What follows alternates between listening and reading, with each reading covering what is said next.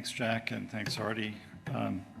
This is a topic that's, I think, very important for all of us to address, but it's something that we kind of don't want to address with our patients because it just opens up Pandora's box when we really start to get into understanding the degree to which pain and fatigue are affecting our patients and not necessarily all related to just the biology of the rheumatic disease that they have.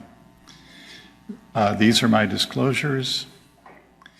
So this slide is one that came from Patty Katz's article addressing the whole issue of pain and fatigue and the intermixture of these symptoms in the diseases that we treat.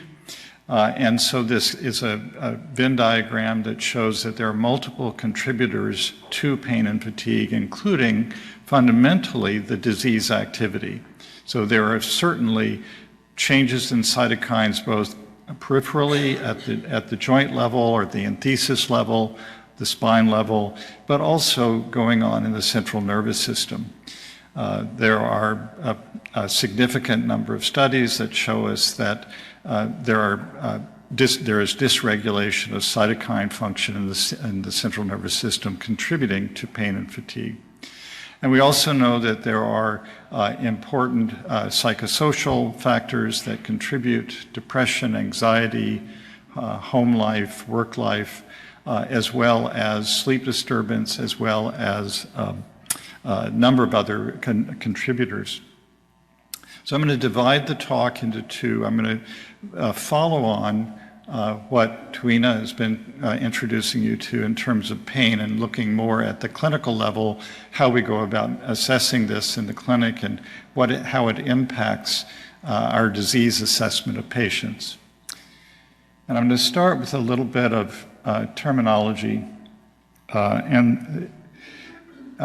This is always a bit difficult, and we often use these terms interchangeably, and it's not exactly right.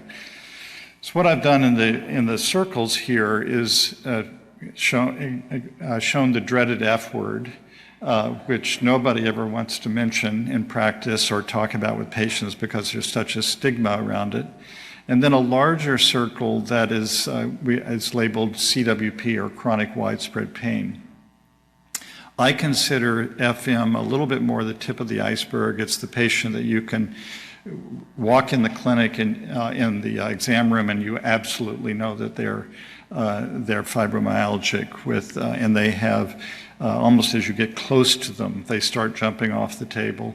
And they have other factors besides amplified pain, including sleep disturbance, dyscognition, irritable bowel syndrome, irritable bladder syndrome, and so forth. Then there is this larger concept of chronic widespread pain, and Twina elegantly was describing that, the phenomenon of hyperalgesia and allodynia that comes along whenever you have a chronic pain condition or an inflammatory or chronic inflammatory condition, and you study pain response in other parts of the body besides the inflamed area, you know that there is increased levels of pain. And then other terms that are used that try to capture this broader concept are central sensitization syndrome, and the newest terminology is called nociplastic pain. So you'll see us using these interchangeably, but I'm trying to illustrate they're not exactly the same.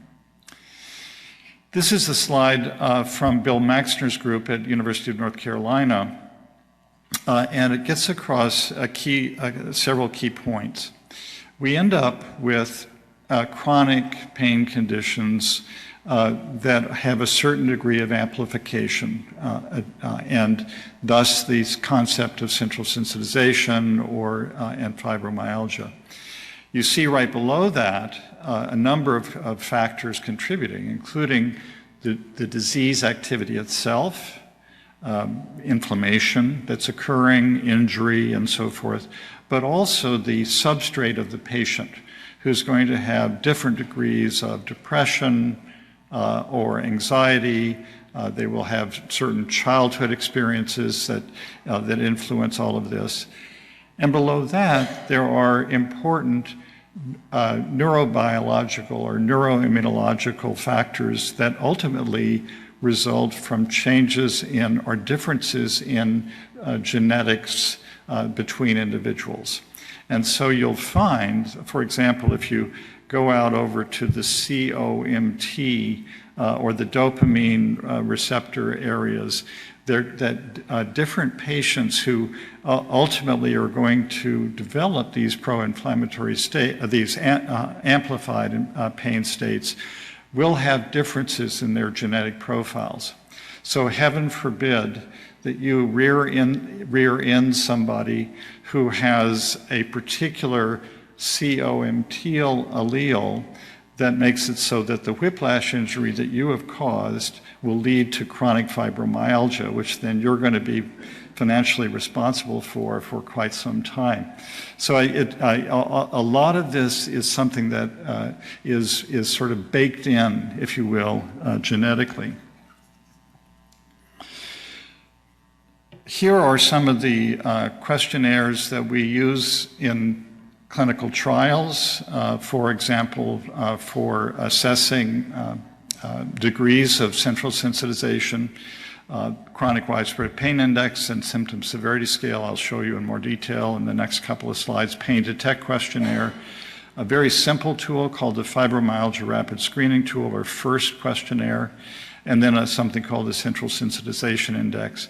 And Tuina has gone through with you some information about quantitative sensory testing. We're not really touching today in depth on neuroimaging, but that has been a very useful tool using functional MRI to look at what lights up in various places in the brain when painful stimuli are provided. So this is the old 1990 criteria that some of us who are older grew up with, in which there are these magical tender points that you would press upon.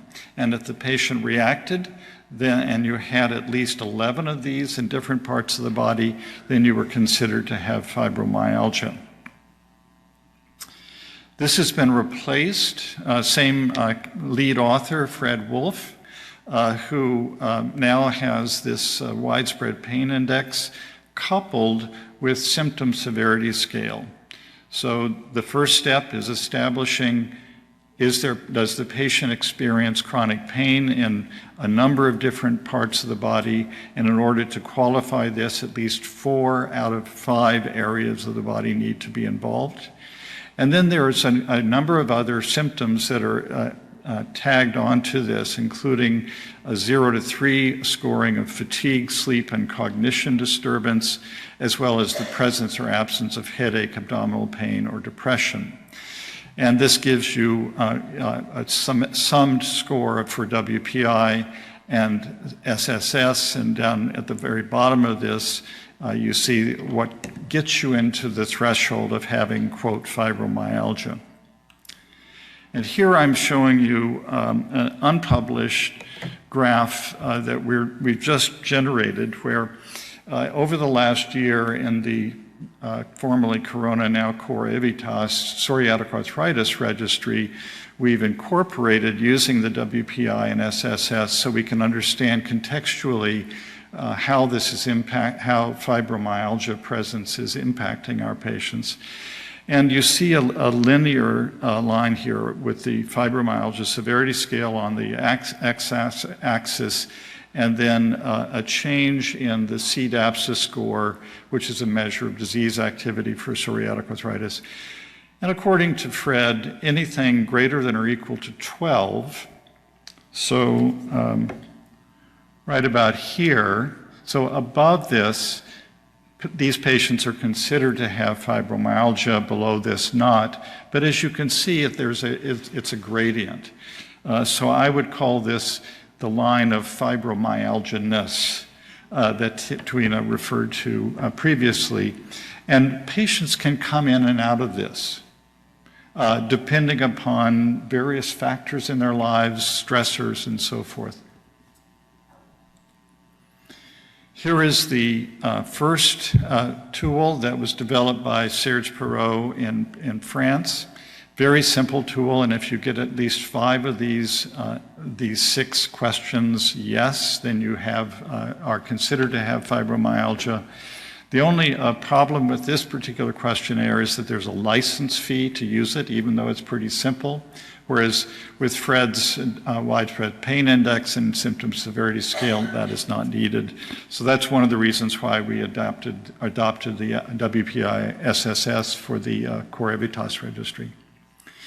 And then this is a table which speaks to the frequency with which fibromyalgia, diagnosed by various means, mostly, many of these studies, it was the old 1990 criteria, and it basically says wherever you look within the rheumatic diseases, and even beyond the rheumatic diseases, if you go to any chronic inflammatory disease like inflammatory bowel disease, or if you go to chronic pain conditions such as chronic headache problems, you will find a certain degree of fibromyalgia being present, or central sensitization, ranging somewhere between 10-15% on the low end, which is about double what the natural frequency of fibromyalgia is in the population, up to about 35-40%, depending upon the way in which it's ascertained in the particular study.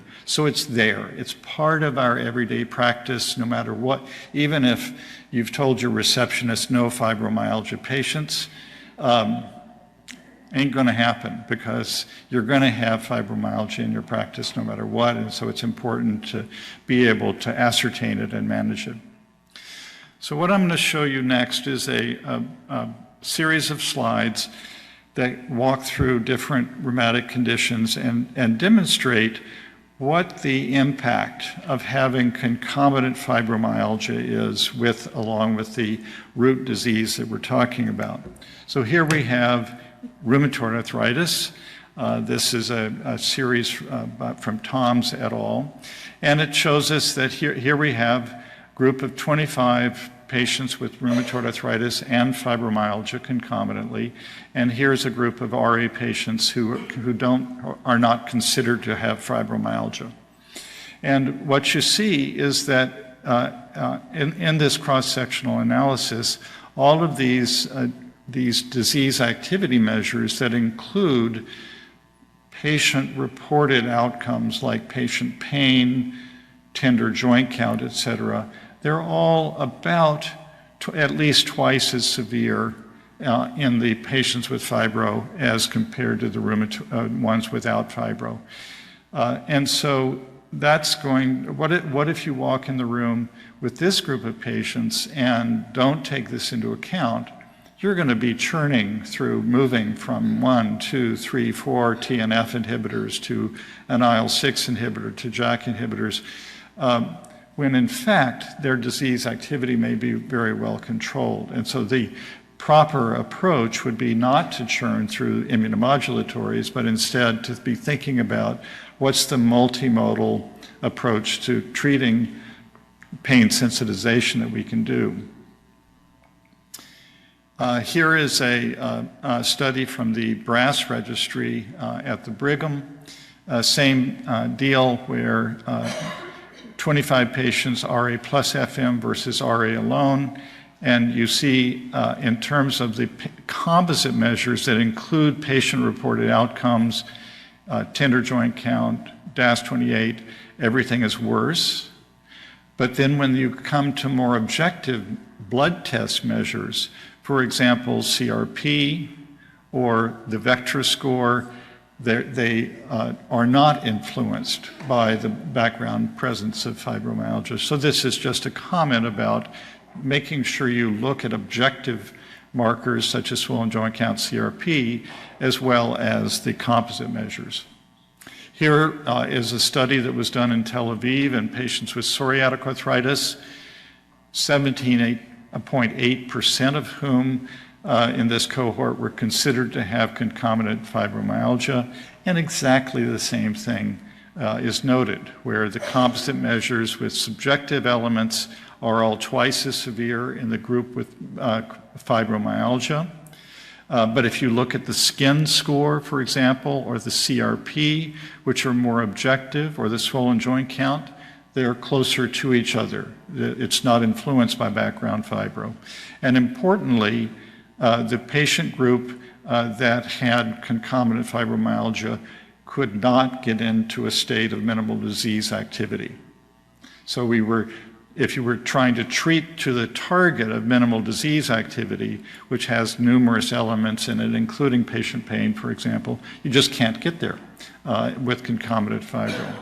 And so if you're trying to, again, the same phenomenon, if you're cycling through immunomodulatories, trying to get to a state of MDA, you're barking up the wrong tree here. This is a study that was done in Denmark, very interesting. Take 69 patients who were initiating either methotrexate or a biologic, and they had all kinds of clinical evaluations, including ultrasound of entheses and the joints and so forth. And they used also the widespread pain index and found that at baseline, a third of the patients had evidence of elevated widespread pain index, which is, I think, consistent with what we might anticipate in such a cohort. The patients all at baseline had worse patient-reported outcome measures. And at 4 months, the patients with widespread pain could not achieve minimal disease activity, whereas a fifth of the patients who did not have concomitant central sensitization could. And ultrasound was there was no evidence of inflammation by ultrasound in those patients with widespread pain who had tender joints or entheses.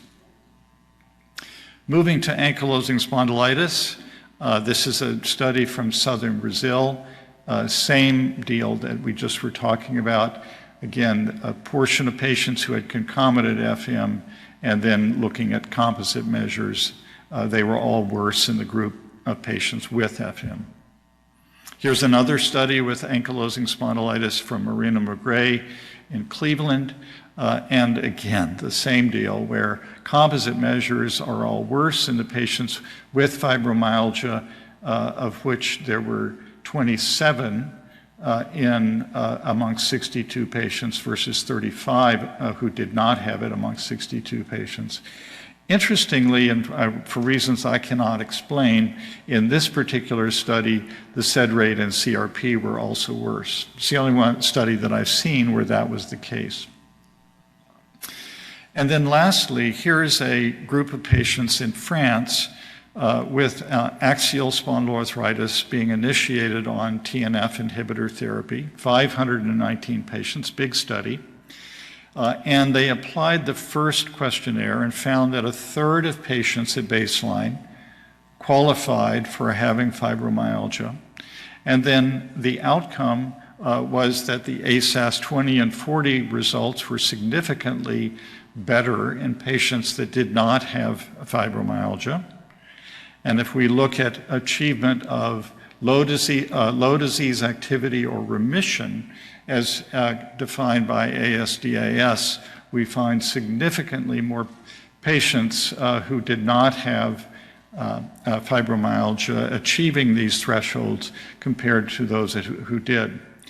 And one of the things that when Maxime Dugados was showing me these results at a meeting a couple of years ago, one of the things he pointed out was this difference that was occurred between baseline, in which 31% of the patients answered positively on the first questionnaire, but at 3 months, 18% did, suggesting some modulability of the patient's fibromyalgia from baseline to 3 months of treatment.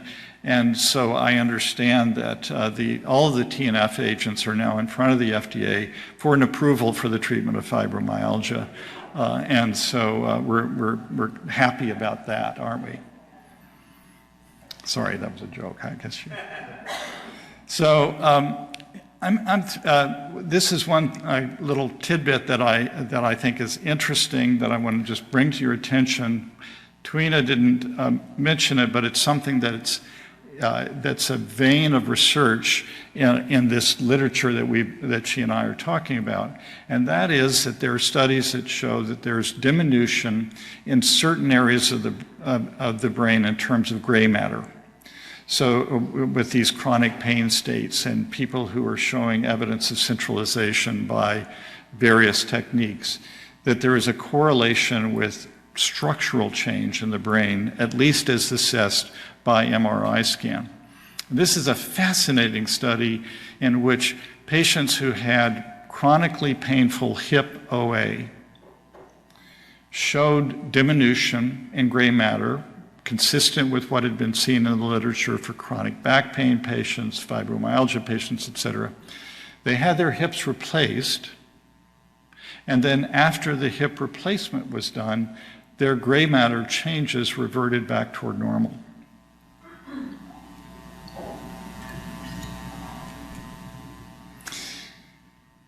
Finally, I want to mention this technique called mediation analysis, which we're now starting to apply in clinical trials.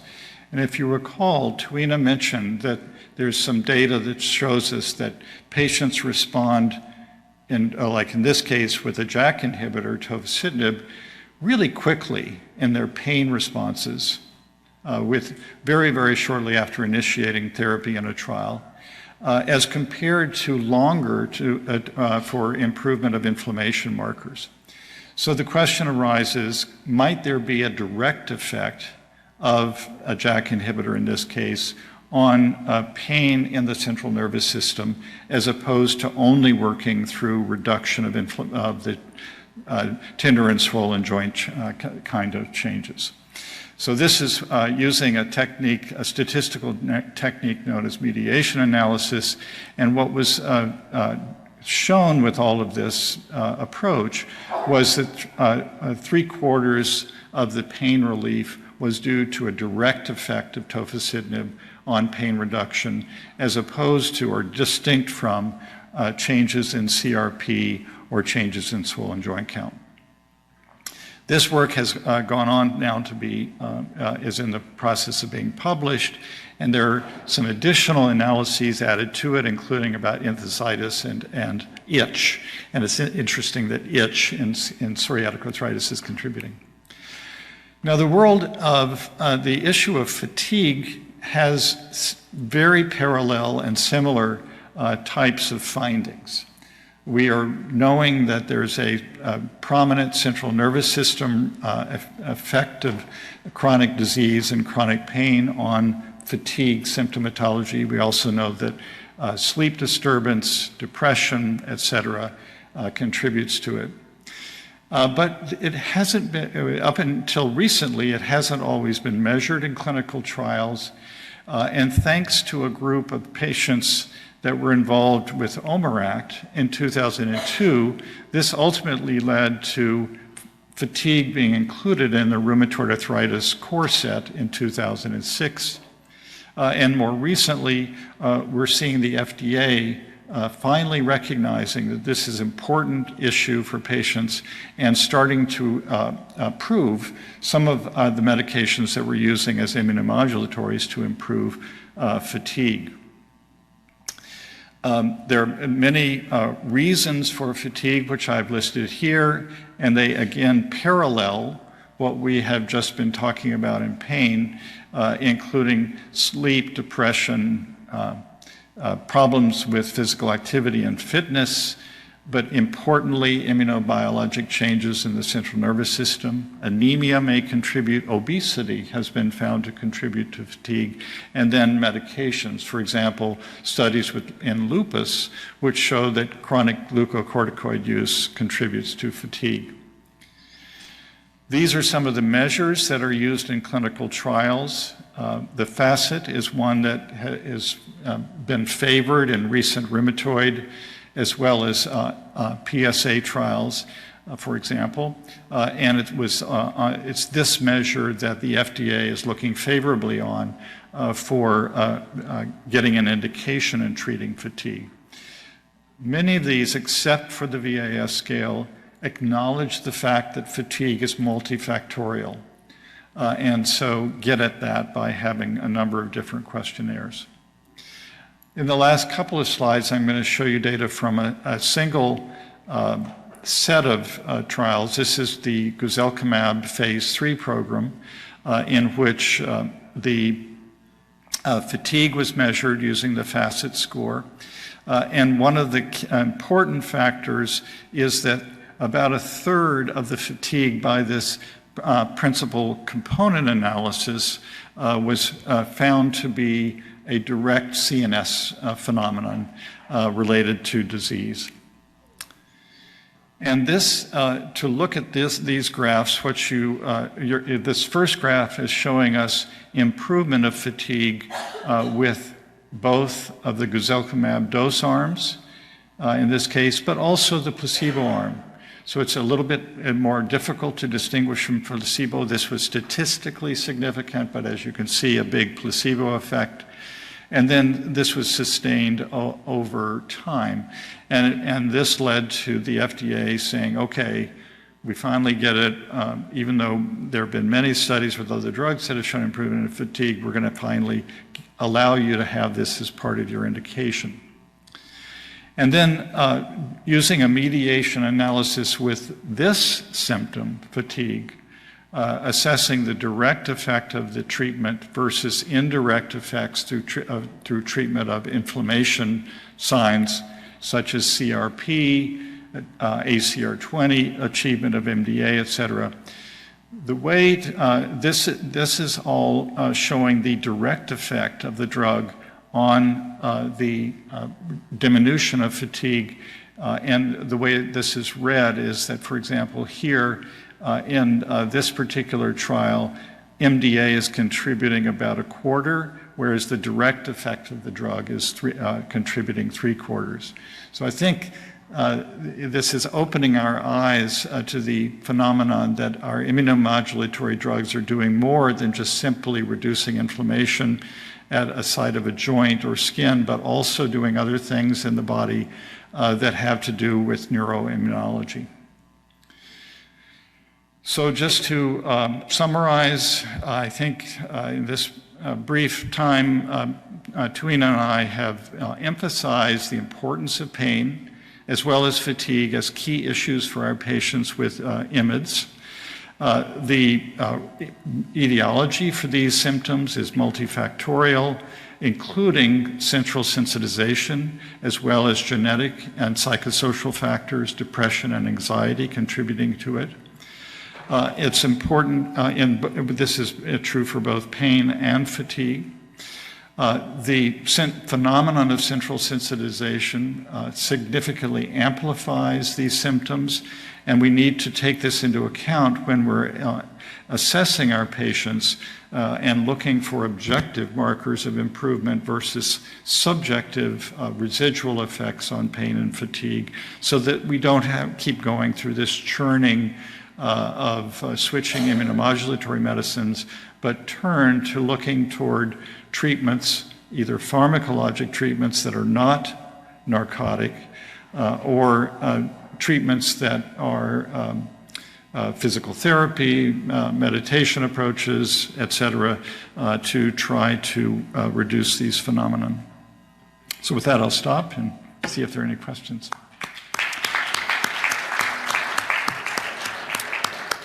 Is Tuina going to... She's not going to be beamed in, but she's been very active. Dr. Niogi's been very active online answering questions online. She answered questions about bone marrow lesions and whether or not that affects pain. She says yes. Dick Pope asked if you draw a fluid from an effusion, will that affect pain? She says, well, obviously yes, but that's not been really well studied. She asked questions about burnout and its effects on pain, that what are we dealing with when we have patients with burned out RA and that sort of thing. She asked a question about non-pharmacologic management. What's the best? She's advocated for a multimodal approach with exercise, physical therapy, occupational therapy, CBT, sleep management, et cetera, a number of different modalities, all very important. So the questions that we have for you are many. Phil, I guess one of the leading questions has been, we as clinicians are pushed to achieve a treat to target, but many of the measures in treat to target are confounded here. And so how are we to handle that? First of all, by trying to understand either by a Gestalt methodology or using some of these questionnaire approaches to try to ascertain the degree of central sensitization in your patients. And then what I do is, and part of a little trick that I do is to try to move away from the F word and use phrases like central sensitization and describe the neurobiology of it so that the patients don't feel so stigmatized, because the F word just implies that there's something wrong with them, that they're weak personalities, that there's something wrong with their soul. And I just try to step back and say, look, a lot of this is genetically determined, a lot of it is driven by your inflammatory disease. So first of all, establishing the presence of that and having it as part of the conversation with the patient, and then doing the best that one can to try to diminish the degree of central sensitization. We use duloxetine, for example. We are endorsing patients are swimming. We are, doing all kinds of things to try to get them to improve the quality of their lives. And then carefully determining the difference between the amount of pain they're experiencing and what we're finding on swollen joint count or CRP, et cetera. And then if there's really no evidence of inflammation, including ultrasound, then looking toward maybe staying with whatever treatment they're on and doing something different with the residual pain and fatigue. All right, so we have two questions here in the audience. John, why don't you start? Quick questions, please. Yeah, so the first question is, to what extent are we as rheumatologists responsible for causing pain in our patients when we tell them, oh, it's osteoarthritis, there's nothing I can do about it, we can't fix it? Because, we often see patients with I ask them, well, how's your back? Well, I have a slip disc on L5, S1, and so they're telling me their radiology report instead of what they're experiencing. And I'm wondering if we're partly to blame for triggering their pain. And the second is there a role for pain reprocessing therapy or other ways of targeting these central pain syndromes?